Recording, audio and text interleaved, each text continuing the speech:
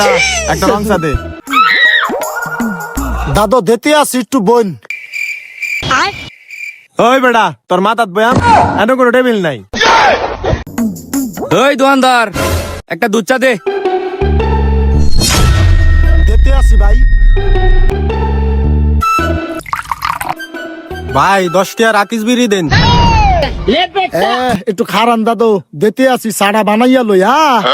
পরে আপনার দিতে আসি। দাদু এই যে আপনার দুধ চা। কিরে চাইলাম আমি আগে দিতাছ সেই বেটার আগে কানের নিচে 2-1টা দেম নাকি 2-2.5 ঘন্টা জিনজিন হরবো। দাদু এটা শাস্টলে আইছেন, সেরাটন হোটেলে আসেন না। আইডিয়া দুধ চা লিগার এটার মধ্যে যদি আপনার রং চা দিতে চাই তাহলে আপনি একটু ধৈর্য ধরতে হবে, কারণ এটা করা লিগার। আপনার দেখে নাবালক শিশু মনে হয়।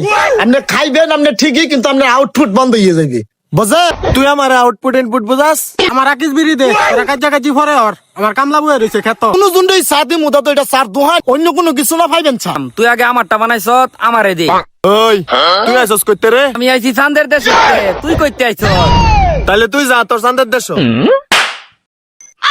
কিরে তুই আমারে ধাক্কা মারছ? क्या हो तुम? आज हम कहते तू क्या है बे?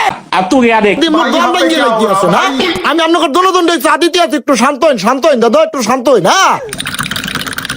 এক চাল লাগিয়া মোর দোহান ভাঙ্গি আলতাছ বেটা, এই লো তোদের জন্মের চা।